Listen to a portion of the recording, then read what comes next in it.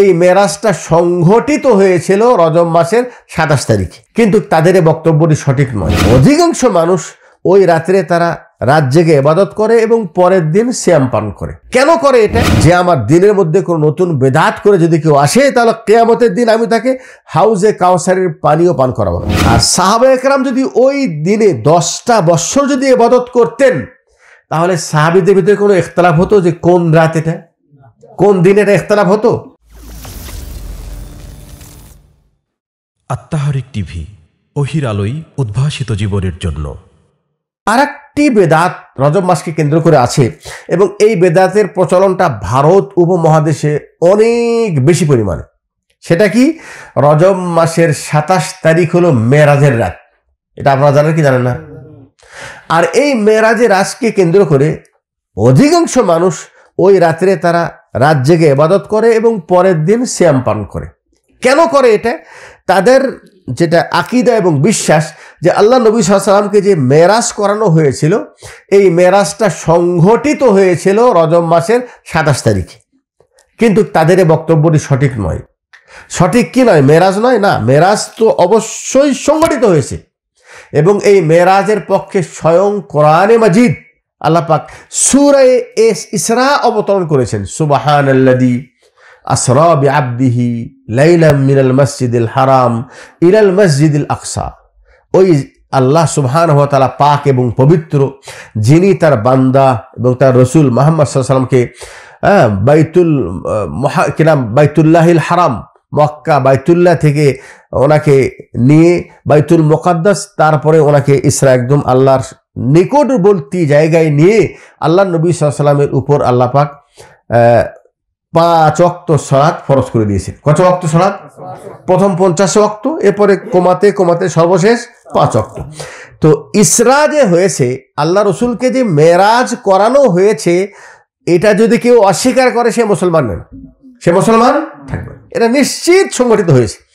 আচ্ছা, এটা কোন সালে হয়েছে, কোন মাসে হয়েছে, এটা নিয়ে কিন্তু সাহাবায়ে কেরামদের মাঝে, তাবিঈদের মাঝে, তাবিঈদের মাঝে, পরবর্তী ইতিহাস লেখকগণের মাঝে অনেক বিতর্ক রয়েছে। কেউ বলছেন এটা মেরাজটা ঘটেছে রমজান মাসে, কেউ বলছেন এই মেরাজ ঘটেছে রজব মাসে, কেউ বলছেন এটা ঘটেছে রবিউল আখির মাসে। তার মানে হলো কোন মাসে এটা নিয়ে ইখতিলাফ।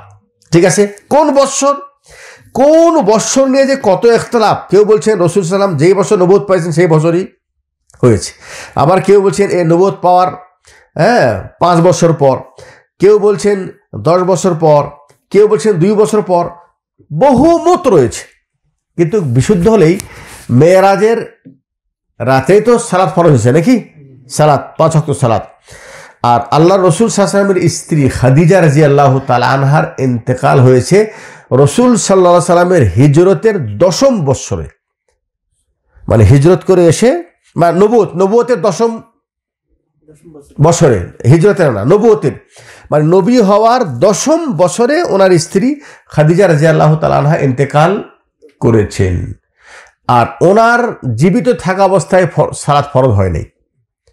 সালাত ফরজ হয়েছে তার মানে হলেই ওনার ইন্তেকালের পরে, তার মানে 10-এর পরে, 10-এর কি পরে। আর উনি হিজরত করেছেন কত সালে? 13, নবুয়তের 13 সালে। নবুয়তের কি 13 বছর পর না? আর ওনার হিজরতের 1 বছর আগে বা হিজরতের কিছু আগে এই মেরাজটা সংগঠিত হয়েছে। তাহলে কি বোঝা গেল? যে বৎসর নিয়েও নিশ্চিত না, মাস সম্পর্কেও নিশ্চিত না, আর তারিখ তো প্রশ্নই আসে না। তারিখ তো কি প্রশ্ন আসে না, একটু খেয়াল করেন।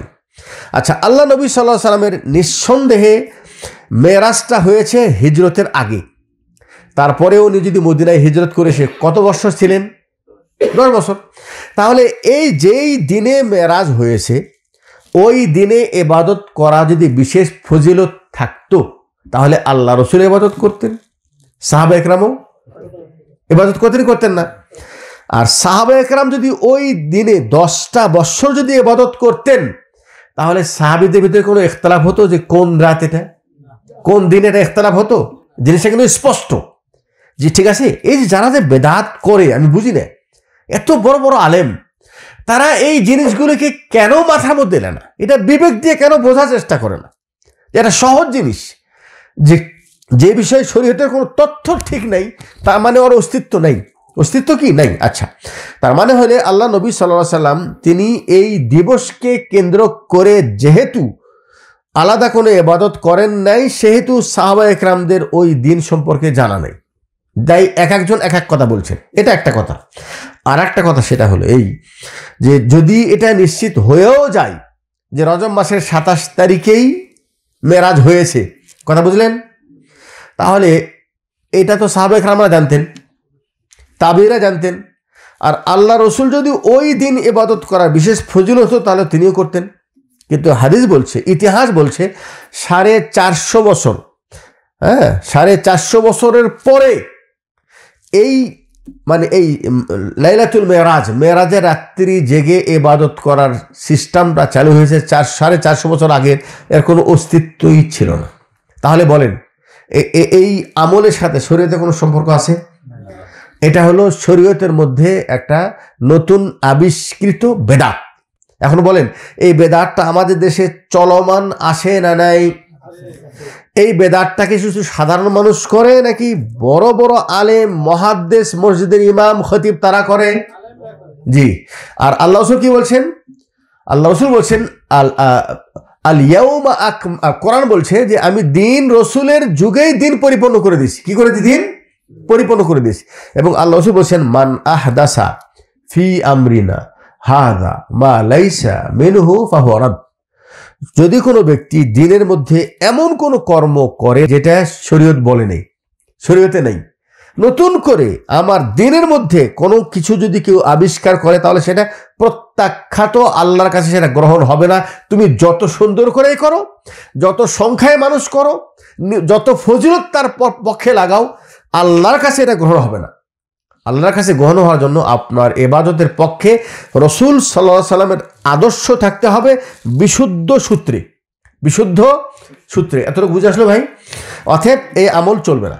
এই আমল কি চলবে না? মান আমালা আমালান লাইসা আলাইহি আমরুনা ফাহুয়া রাদ। যে ব্যক্তি এমন কোন কর্ম করলো যে কর্ম আমি করতে বলি নাই সেটা প্রত্যাখ্যাত। এবং আল্লাহ কি বলছেন? ওয়া শাররাল উমুরি মুহদাসাতুহা।